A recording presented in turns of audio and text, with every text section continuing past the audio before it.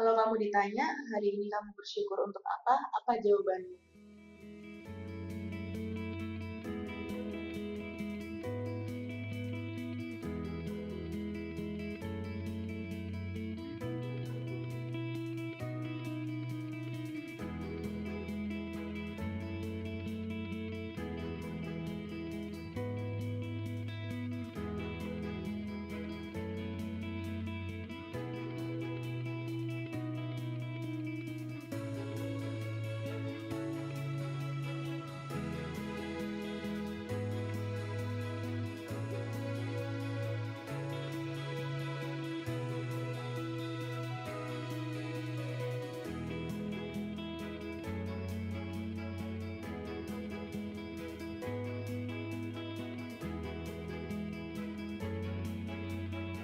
Dari mencatat hal-hal kecil yang membuat kita tersenyum, kita mulai mengenali rasa, menerima hidup, dan pelan-pelan belajar hadir sepenuhnya. Bukan karena semua baik-baik saja, tapi karena kita memilih untuk tidak melewatkan momen yang berarti. Dan dari sinilah semua cerita berawal.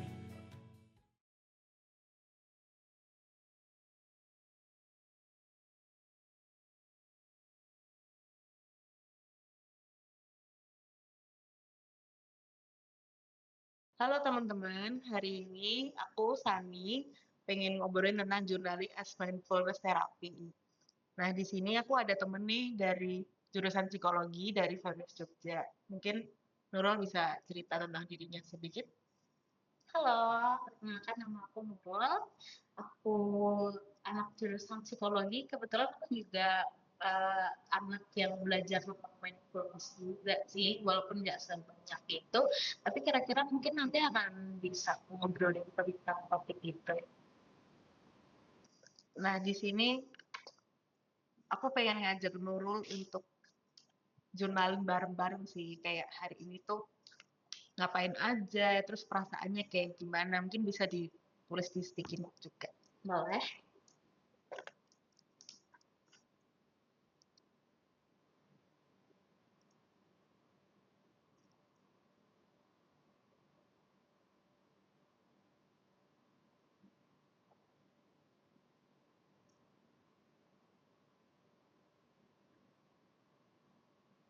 Nah, hari ini apa yang bikin kamu senang, Nurul?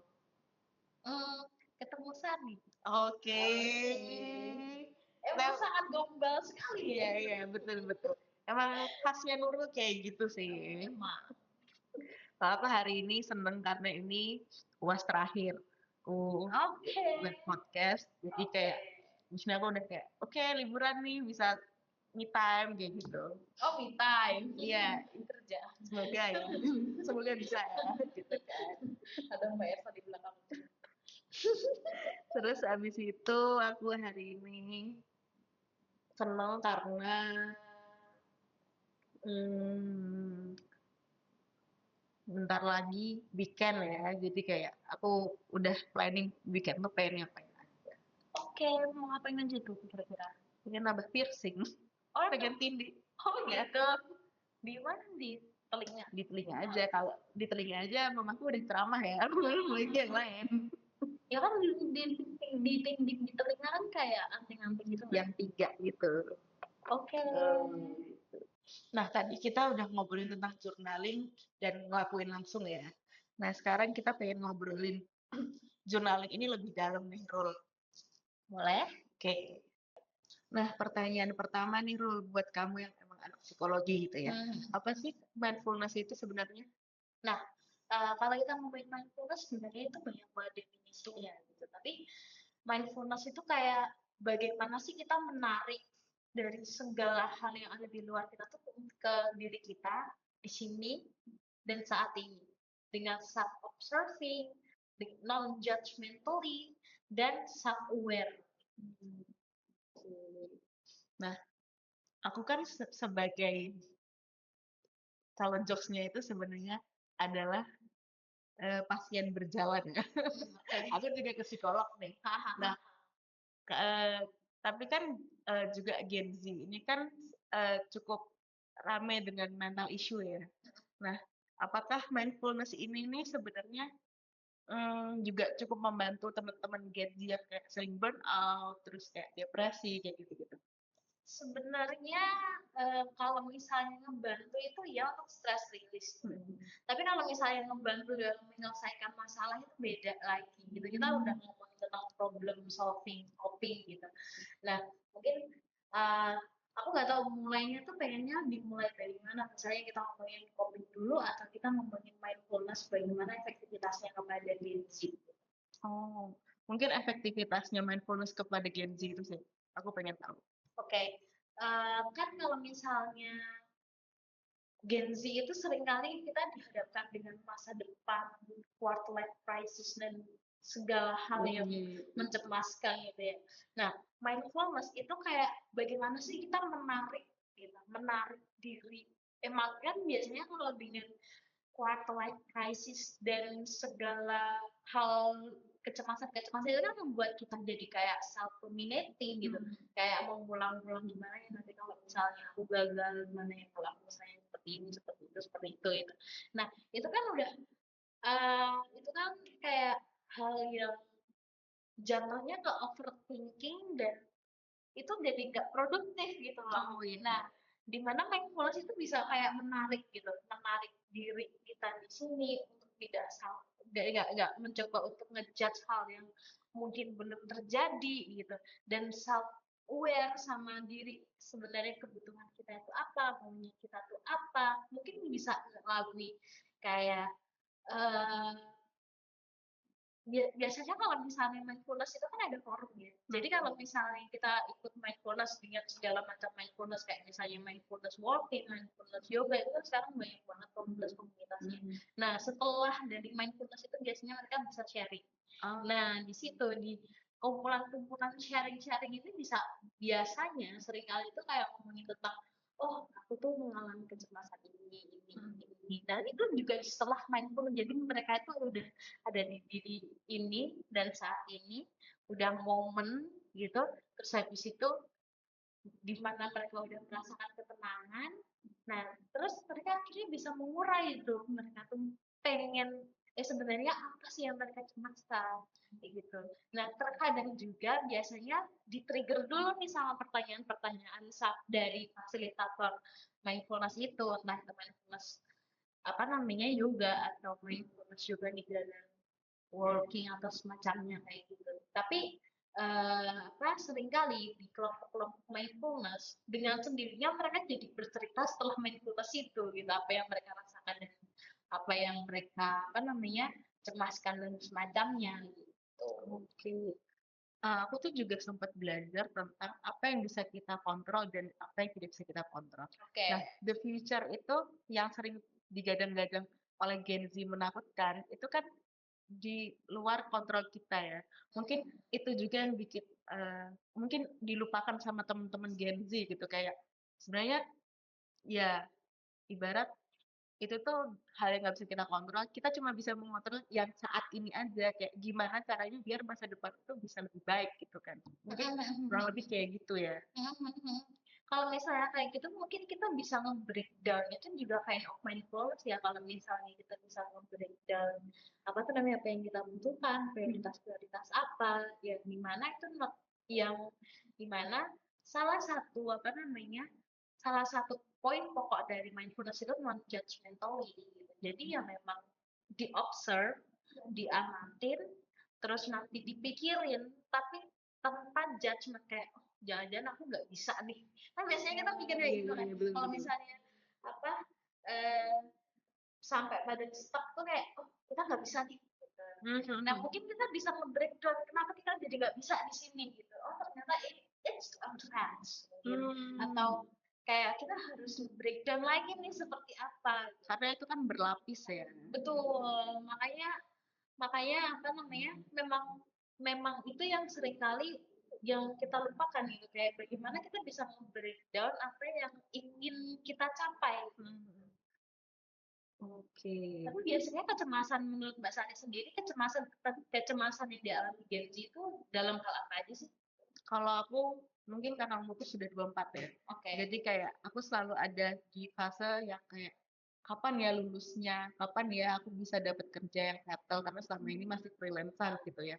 Kayak apalagi dengan requirement pekerjaan di Indonesia ya kayak maksimal umur 25 ya kayak aku hanya punya waktu 1 tahun lagi. Bisa nggak sih aku sampai di situ gitu. Ada rasa kayak gitu sih.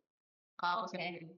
Nah, kayak gitu kan itu memang sering kali emang tidak bisa dikontrol ya. Iya, betul betul. Nah, itu sebenarnya kita sama ya, sama-sama Gen Z itu juga juga bentuk dari kecemasan pun juga. Tapi kayak bagaimana kita bisa menarik dan apa yang kita bisa upayakan aja gitu. Karena kita nggak bisa mengontrol apa yang akan terjadi ke depannya gitu. Jadi yang bisa kita kontrol adalah apa yang akan kita lakukan selanjutnya ketika ketika plan A kita tuh gagal, kita bikin plan B. Ketika plan B kita gagal, kita bikin plan C dan semacamnya.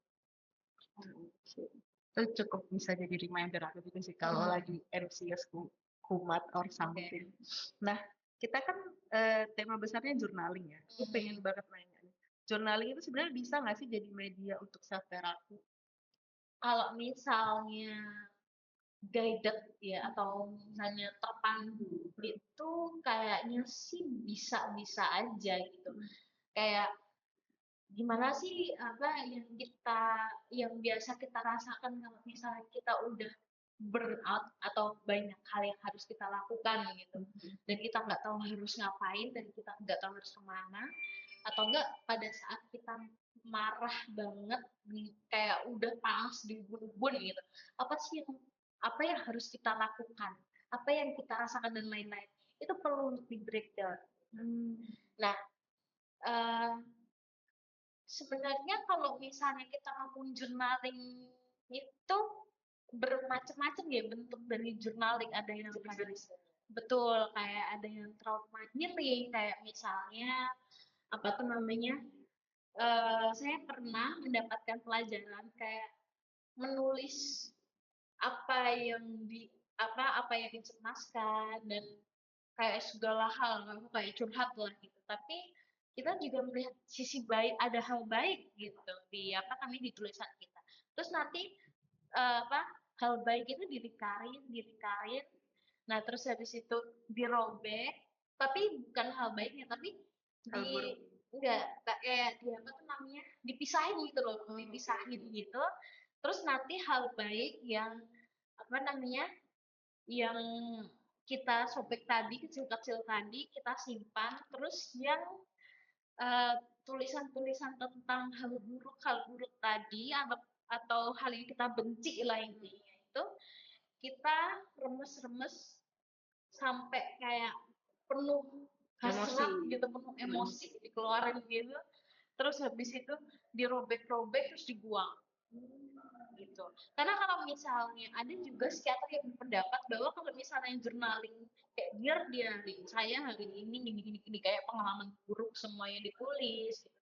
Itu nanti kayak bakalan recalling memory lagi ketika kita membaca jurnal itu gitu.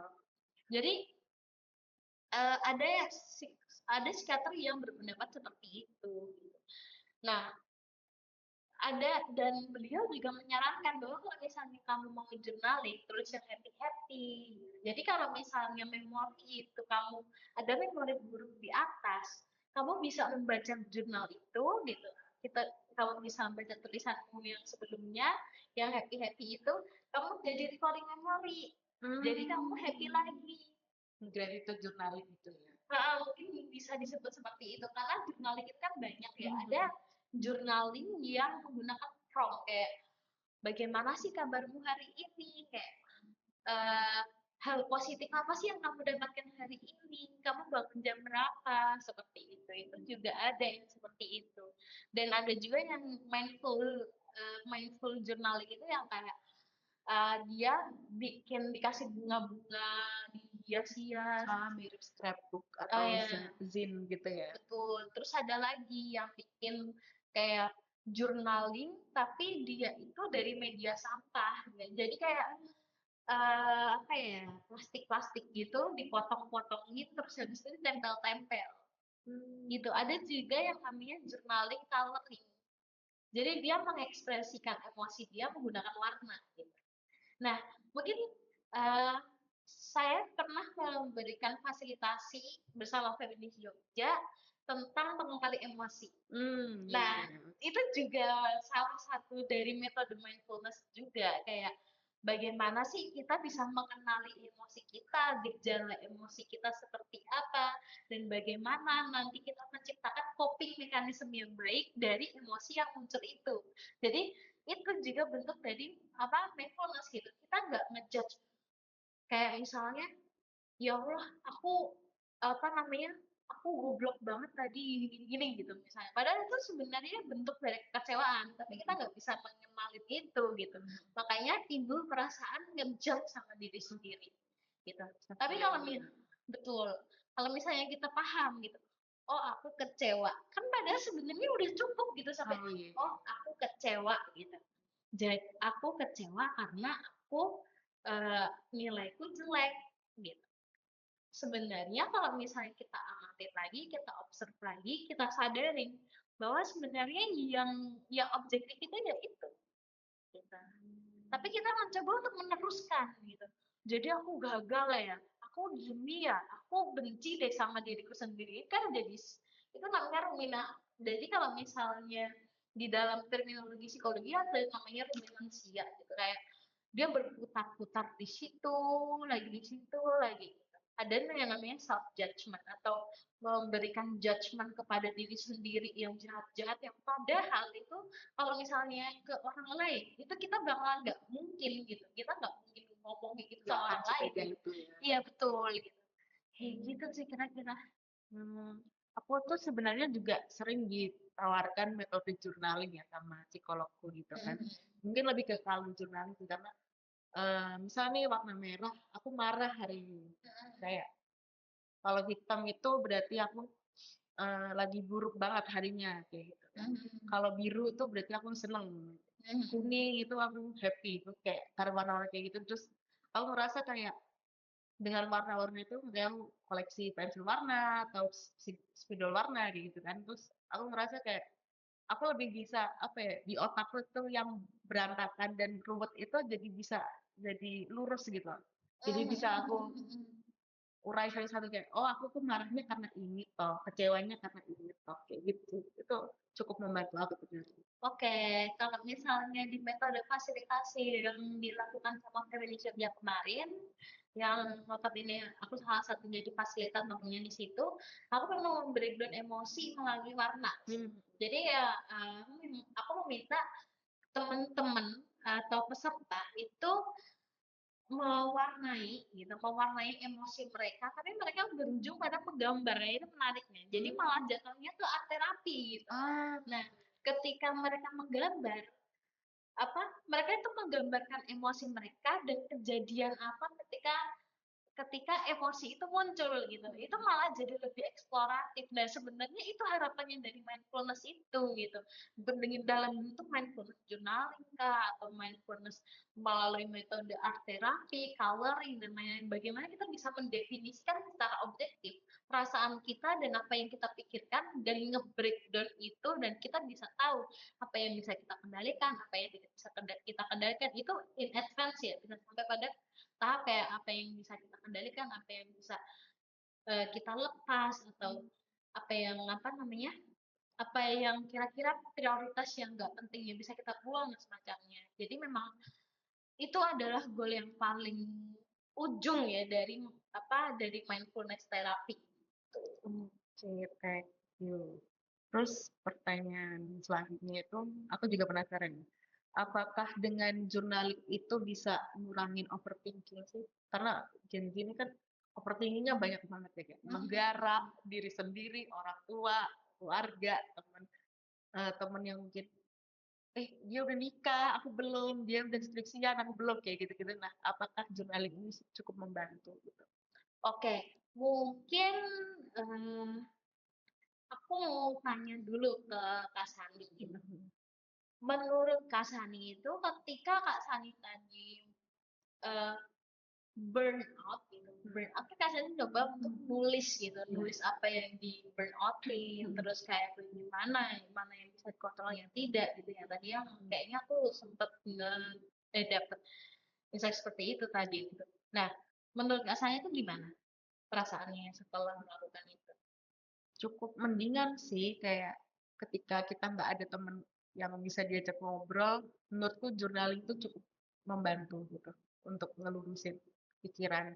Cuma balik lagi kan kayaknya orang yang suka journaling, aku tuh kayak nggak apa ya, nggak rajin gitu loh. Aku merasa aku lebih cocok untuk ngobrol sama orang karena ingin tahu feedbacknya. Tapi untuk orang yang emang suka banget journaling ini apakah membantu gitu? Oke, kalau misalnya orang yang suka banget sama journaling, ya itu bagian dari coping mechanism mereka ya mungkin ya. Karena apa ya, journaling itu kan kayak memberikan ruang gitu kepada diri kita untuk mengekspresikan diri gitu. Secara terminologis itu namanya katarsis. Ya, Oke. jadi kayak apa, mengeluarkan apa yang sebenarnya kita pikirkan melalui medium.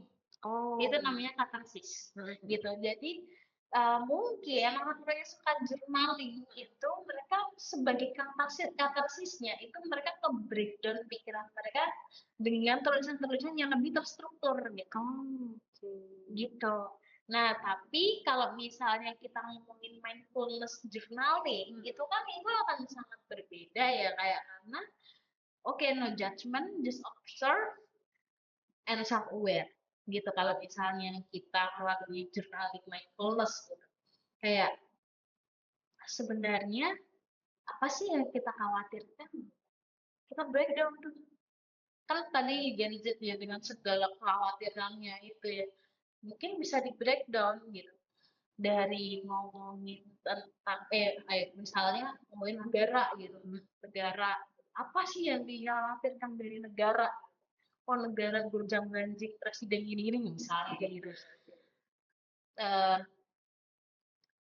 terus apa yang bisa kita kontrol sekarang? Apa yang bisa kita kontrol sekarang? Yang apa namanya? Apakah ini bisa dikontrol kita? Ya bisa sih, tapi dengan apa namanya? Dengan ini ya, dengan kita gaining power apa namanya dari teman-teman lain kita menyebar Kolektif ya? iya secara kolektif gitu kita menyebarkan ideologi kita ngomongin bareng campaign dan lain-lain tapi memang secara instan itu tidak bisa gitu jadi apa yang bisa kita lakukan itu kita breakdown aja gitu. Dari situ kita mikirin negara, kecemasan kita terhadap negara itu apa. Gitu.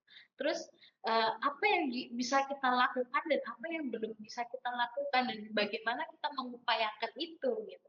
Dari apa yang bisa kita lakukan. Dan sebenarnya kalau misalnya dalam feminisme sendiri kan kita juga encourage apa namanya woman gitu.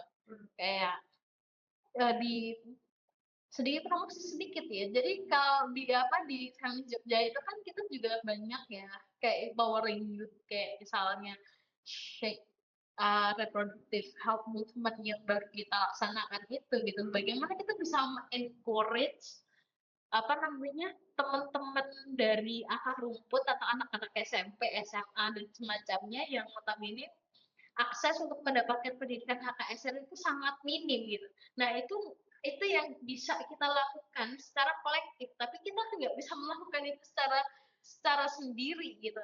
Jadi kita mungkin bisa nge-break dan apa yang harus kita lakukan, misalnya itu kita tidak bisa lakukan sendiri dan apa yang sama sekali tidak bisa kita lakukan gitu.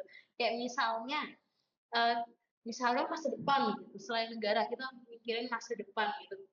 Cita-cita Mbak Sani apa? Pengen jadi researcher, amin. Amin gitu. Misalnya pengen jadi researcher apa yang dibutuhkan? Tulis, belajar, lulus dulu sih, minimal. Lulus dulu minimal gitu. Oke. Dari nulis, belajar, biasanya apa yang sering diupayakan untuk bisa rutin tulis dan belajar? Akses ya, akses kayak bacaan apa yang cocok, terus juga kayak tema-tema apa yang sekiranya menarik untuk ditulis dan dibaca oleh orang-orang, kayak gitu-gitu sih. Oke. Kan kalau kayak gitu kan butuh ini kan, butuh dasar dulu kan. Kayak apa sih bekal yang perlu dilakukan sebelum untuk menjadi researcher? Oh, ini nanya. Hmm. Oke. Kalau aku ngerasa sebelum butuh belajar yang cukup banyak ya untuk bisa sampai di titik menuliskan apa yang telah aku baca gitu. Iya, itu juga sebuah upaya kan, bagaimana kita bisa memberikan apa tuh namanya untuk kita bisa mendekonstruk gitu kecemasan-kecemasan apa yang ada dalam otak kita gitu. Lalu kita bisa lebih real gitu.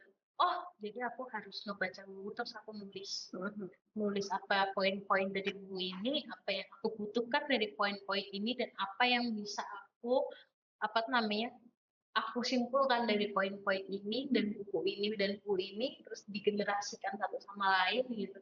Terus nanti kita bisa bikin muncul sebuah tulisan, insight semacamnya. Ya itu jadi part of apa namanya eh, bagaimana kita bisa mengurai permasalahan kita atau apapun itu yang sedang kita rasakan yang dimana itu kita tidak bisa mengurainya secara langsung yaitu dengan menulis itu sendiri. Nah, ada riset yang mengatakan bahwa menulis menggunakan tangan atau menulis tangan gitu itu secara kognitif lebih bisa apa namanya eh, bisa untuk ini dia bisa meningkatkan kapasitas kognitif kalau nggak salah daripada mengetik. Tapi kalau misalnya ya itu preferensi sih ya. Oke Nurul, terima kasih. Kayaknya obrolan kita udah banyak banget. Mungkin ada closing statement dari Nurul tentang tema hari ini. Oke, sebenarnya kita belajar mindfulness itu suatu hal yang kayak ini ya. Gimana kita tuh bisa balik ke rumah yang ada dalam diri kita. Gitu. Nah, melalui dan mindfulness itu kan banyak banget. Kita bisa soul healing, kita bisa yoga nidra, kita bisa. Dan itu semuanya hanya untuk kayak bagaimana tuh kita tuh bisa libur dengan aktivitas kita yang hektik itu tertarik kepada saat ini di sini terus kita berikan kalau misalnya mindfulness itu banyak ya jadi ada yang kayak kasih kata-kata afirmasi juga gitu. Bagaimana kita bisa mengafirmasi kita bisa mencintai diri kita sendiri gitu. Semacamnya. Terima kasih. Mungkin hari ini kamu nggak punya sesuatu yang besar untuk disyukuri. Tapi kalau coba dipikir lagi pasti ada kan. Nah, teman-teman yang nonton podcast hari ini mungkin bisa menuliskan 3 hal apa saja sih yang disyukuri. Terima kasih. Menanti cahayamu beri aku